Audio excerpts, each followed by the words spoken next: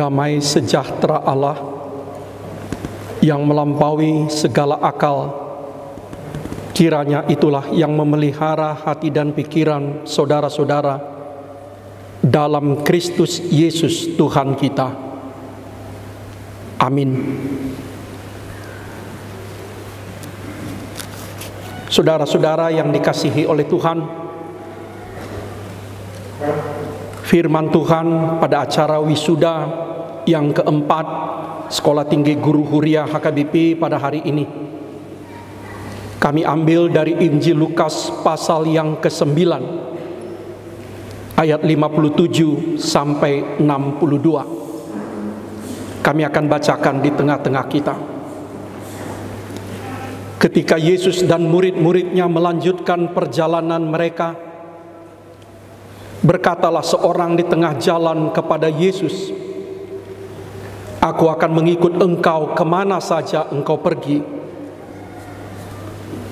Yesus berkata kepadanya, "Serigala mempunyai liang dan burung mempunyai sarang, tetapi anak manusia tidak mempunyai tempat untuk meletakkan kepalanya."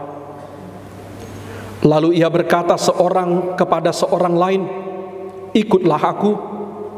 Tapi orang itu berkata, "Izinkanlah aku pergi dahulu menguburkan Bapakku." Tetapi Yesus berkata kepadanya, "Biarlah orang mati menguburkan orang mati, tetapi engkau pergilah dan beritakanlah kerajaan Allah di mana-mana." Dan seorang lain lagi berkata, "Aku akan mengikut engkau Tuhan, tapi izinkanlah aku pamitan dahulu dengan keluargaku."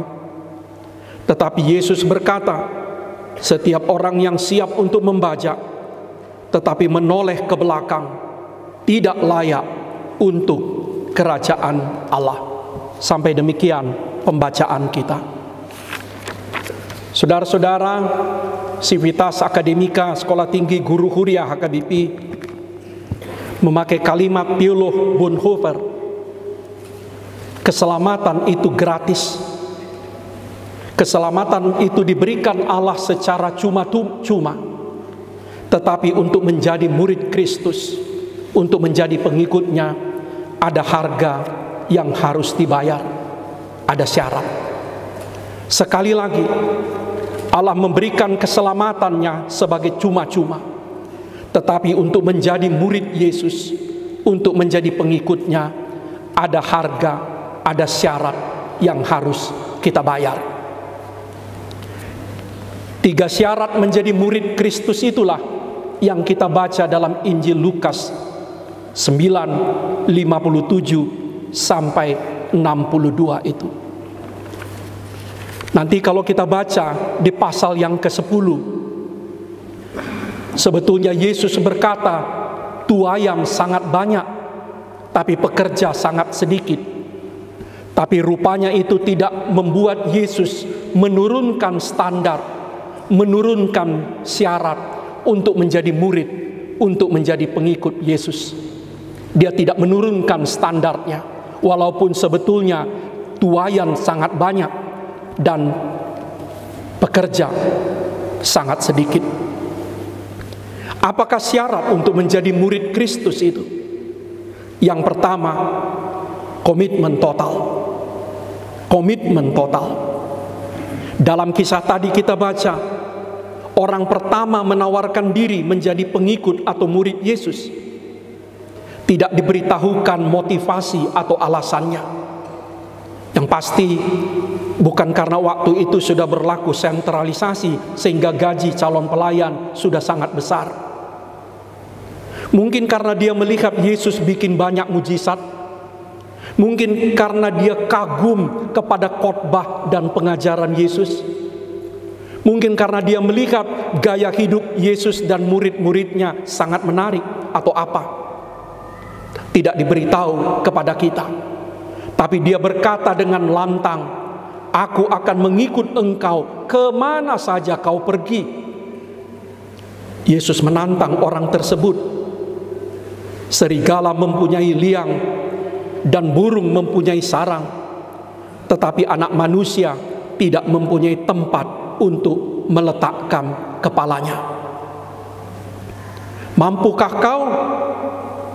Maukah engkau menjadi murid seorang yang tidak memiliki apapun, bahkan tidak memiliki bantal untuk meletakkan kepalanya? Alkitab tidak juga berkata tentang apa respon balik dari orang itu setelah Yesus mengatakan, Anak manusia tidak mempunyai tempat untuk meletakkan kepalanya, walaupun burung mempunyai sarang dan serigala mempunyai liang. Tapi dia berkata kepada orang yang lain, ikutlah aku. Saudara-saudara, rupanya Yesus tidak membutuhkan sekedar penggemar atau pemuja atau pengikut tanpa komitmen atau janji. Sekali lagi, Yesus tidak membutuhkan penggemar, fans, pemuja atau pengikut tanpa komitmen atau janji. Yesus membutuhkan murid yang komit atau berjanji bersama Dia taat kepada Allah tanpa syarat.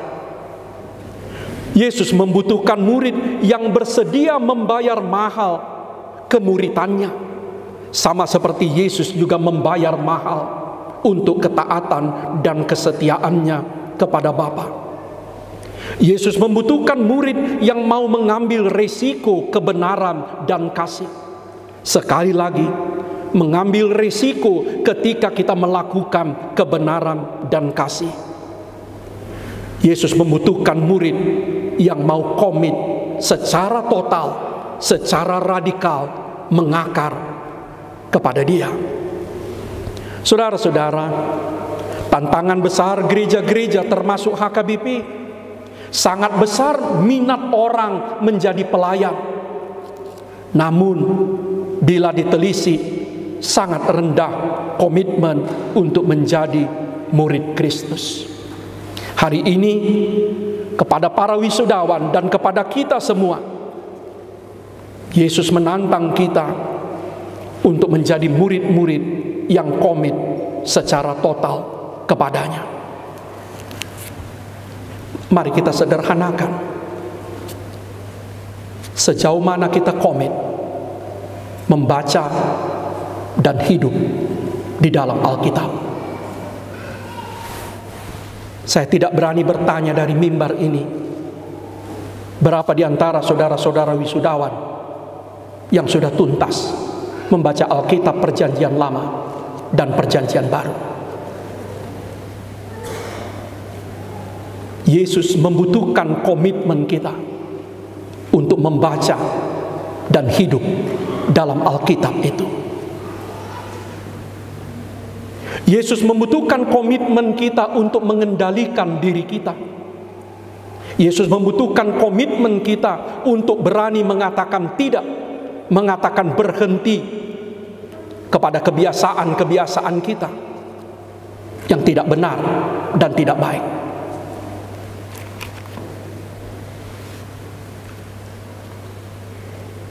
Berapa di antara saudara wisudawan, berapa di antara mahasiswa STGH yang berani mengatakan, stop, saya berhenti merokok 100 hari ini, saya berhenti merokok 1 tahun ini, saya berhenti merokok selamanya. Berapa di antara kita yang mempunyai komitmen menghentikan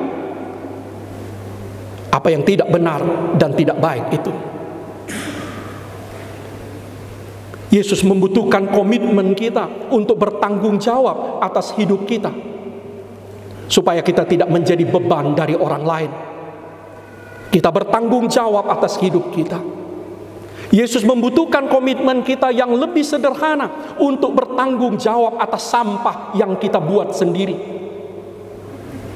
Berapa di antara kita yang berani, yang mau mengantongi sampahnya sendiri dan tidak mencampakkannya di jalan atau di halaman STGH ini? Tetapi kita bertanggung jawab. Yesus membutuhkan komitmen kita, janji kita, saban kali kita khotbah kita akan persiapkan sebaik-baiknya. Kita akan baca Alkitab jauh-jauh hari, kita akan endapkan. Saban kali kita mau mengajar, termasuk mengajar sekolah minggu, mengajar remaja, kita komit, kita akan persiapkan. Saudara-saudara, sekali lagi, keselamatan itu diberikan Allah gratis atau cuma-cuma. Tetapi untuk menjadi murid Yesus, ada harga yang harus saudara dan saya bayar. Tanpa komitmen, kita tidak bisa menjadi murid Kristus. Antusiasme, gairah, minat untuk menjadi pelayan itu penting. Tetapi tanpa komitmen, tanpa janji, semuanya tidak berguna. Yang kedua, apa syarat untuk menjadi murid Kristus itu? Prioritas kepada tohonan, kepada tugas. Jika orang pertama menawarkan dirinya untuk menjadi murid Kristus, orang kedua ditawarkan oleh Yesus menjadi murid atau pengikutnya. Ikutlah aku, katanya kepada orang yang kedua. Apa jawabnya? Biarkanlah aku lebih dulu menguburkan ayahku. Kemungkinan pertama, ayahnya sedang mati dan dia minta izin menguburkannya dulu. Tapi ada kemungkinan kedua yang mungkin lebih dekat. Ayahnya belum mati tapi sudah tua, dan dia minta izin supaya merawat ayahnya dulu. Nanti sesudah ayahnya mati dan dikubur, barulah dia datang mengikut Yesus. Apa jawab Tuhan? Biarlah orang mati menguburkan orang matinya, tetapi engkau pergilah dan beritakanlah kerajaan Allah di mana-mana. Saudara-saudara, Yesus tidak merombak hukum kelima, hormatilah ayah dan ibumu. Yesus tidak merombak, membatalkan hukum kelima, hormatilah orang tuamu. Saat Yesus tergantung di kayu salib, dia masih memperhatikan ibunya, memperhatikan masa depan ibunya. Dalam Matius 15 ayat 4-6, Yesus mengecam orang Yahudi yang menelantarkan orang tuanya dengan alasan semua biayanya sudah dipakai untuk persembahan ke bait Allah.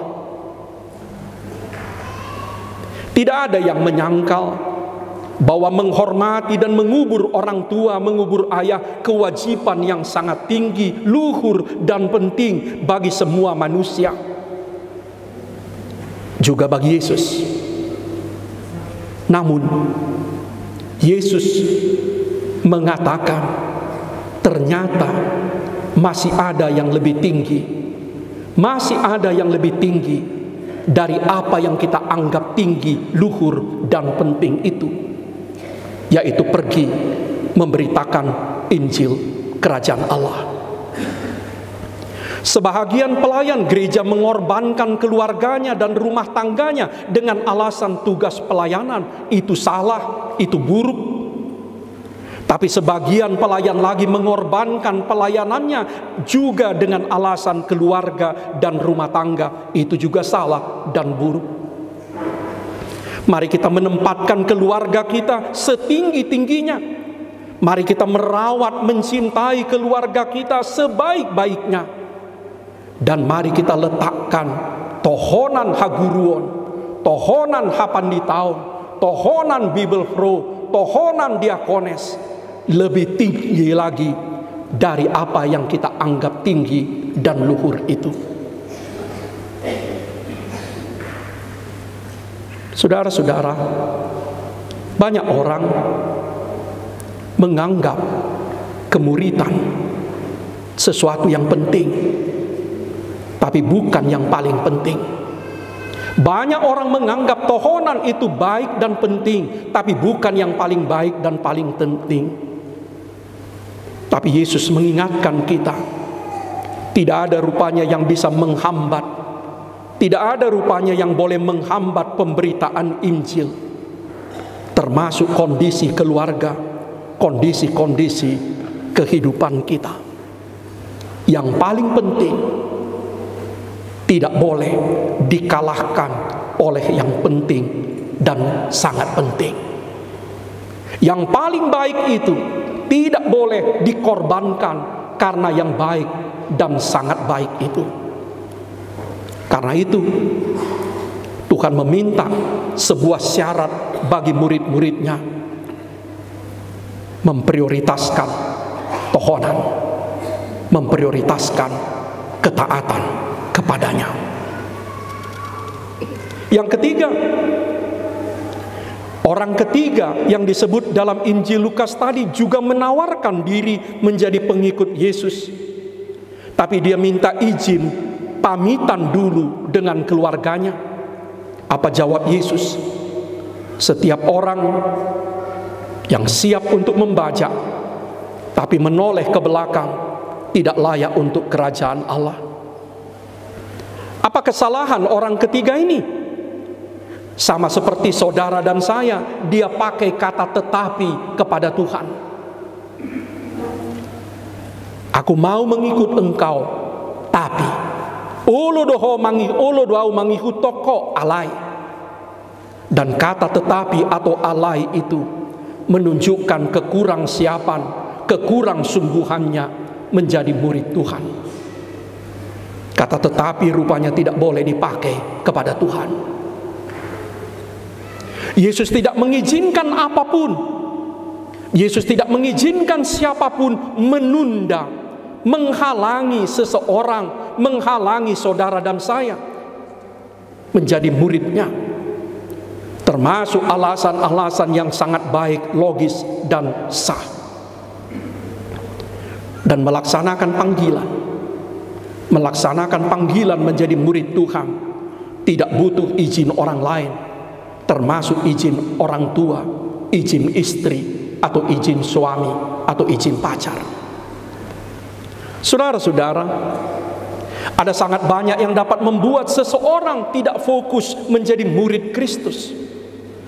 Salah satu adalah kondisi keluarga. Dengan segala cinta dan hormat kita kepada keluarga, kita diminta untuk tetap fokus kepada tohonan, kepada ketaatan kita kepada Tuhan. Tuhan memberi kita waktu istirahat. Tuhan memberikan kita rekreasi bersama orang-orang yang kita sayangi dan menyayangi kita. Namun Dia tidak mengizinkan orang-orang yang kita sayangi dan menyayangi kita menelantarkan tohonan, menelantarkan tugas pelayanan kita. Belajarlah fokus. Sebab itulah salah satu syarat untuk menjadi murid Kristus.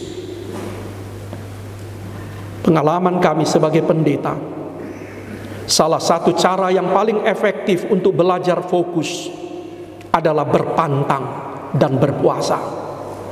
Sekali lagi, salah satu cara yang paling efektif untuk belajar fokus, termasuk fokus kepada tugas dan pelayanan, adalah berpantang dan berpuasa. Namun sayang, tradisi berpantang dan berpuasa itulah yang hilang atau kurang dari kekristenan kita. Saya berani menyampaikan kepada kita semua, tidak hanya kepada guru huria, tapi juga kepada pendeta, kepada para pelayan yang lain, kepada warga jemaat. Kita harus kembali belajar berpantang dan berpuasa. Kita harus belajar kembali beraskese, supaya spiritualitas kita tidak menjadi murah, supaya kita bisa fokus menjadi murid Kristus. Saudara-saudara, dengan ketiga syarat kemuridan itulah kita mau menghayati peristiwa besar wisuda hari ini. Wisuda menjadi sarjana pendidikan agama Kristen bukan berarti selesai dan berhenti belajar. Ketika saudara dan saudari di hari ini diwisuda menjadi sarjana pendidikan agama Kristen, bukan berarti selesai dan berhenti belajar. Saya ambil contoh konkret bagi saudara-saudara yang mau kembali ke HKBP. Penerimaan baru tahun depan, mungkin bulan September. 1 tahun ini, kalau saudara tidak belajar lagi, bisa susah nanti tahun depan. Saudara harus belajar lagi Alkitab. Saudara harus belajar lagi perangkat HKBP, konfesi, katekismus, RPP, agenda, aturan. Saudara harus belajar lagi sejarah gereja kalau saudara mau diterima menjadi pelayan di gereja. Sotung mago satahonon dung tamat kamu mago sude na di parsiajari di STGH 4 tahunon. Yang kedua, ada yang lebih penting rupanya dari gelar kesarjanaan kita, yaitu komitmen dan ketaatan total, ketaatan tanpa syarat kepada Tuhan itu. Yang ketiga, bertanggung jawab atas hidup kita masing-masing. Saudara sudah menjadi sarjana, jangan mau lagi menjadi beban orang tua terus-menerus. Walaupun mungkin saudara belum bisa diterima di gereja, jangan mau menjadi beban orang tua terus-menerus. Bertanggung jawablah atas hidupmu, bertanggung jawablah atas masa depanmu. Yang terakhir, buatlah dirimu begitu berharga. Buatlah dirimu begitu berharga. Buatlah dirimu begitu bernilai, sehingga HKBP, sehingga gereja lain, sehingga institusi lain rugi jika menolak kehadiranmu. Sekali lagi, buatlah dirimu begitu berharga, begitu penting, begitu bernilai, sehingga gereja HKBP, gereja lain, institusi lain akan merasa rugi jika menolakmu. Selamat wisuda, selamat merayakan pencapaian. Tetaplah rendah hati, tetaplah setia. Amin. Terima kasih Allah.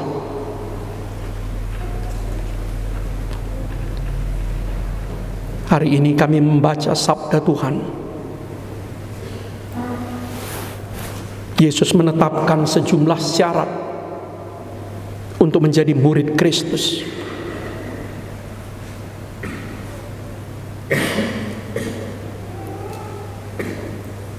Layakkanlah kami,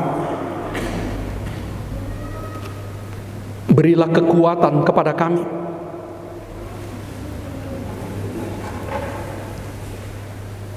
untuk komit,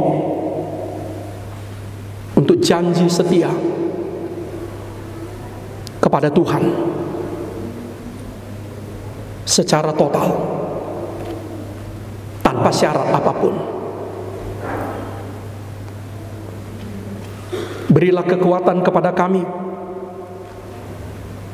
menjadikan kemuridan Kristus menjadi ketaatan sebagai prioritas pertama dan utama dalam hidup kami, melampaui prioritas-prioritas lainnya. Berilah kepada kami kekuatan untuk fokus kepada tugas, fokus kepada tohonan, fokus kepada panggilan. Kaulah yang menyiapkan kami, Kaulah ya Tuhan yang membuat kami siap untuk mengatakan, di sini kami Tuhan, suruhlah kami. Berkati adik-adik kami yang hari ini diwisuda. Biarlah ini menjadi titik tolak yang baru bagi mereka untuk kembali belajar di tengah-tengah gereja dan masyarakat, mempersembahkan seluruh hidupnya untuk kemuliaan nama Tuhan. Berkati orang tua yang telah membesarkan, mendidik, menanggung mereka. Berikan kesehatan yang baik dan umur yang panjang. Berkati guru-guru yang telah mendidik mereka. Berkati keluarga yang menopang mereka.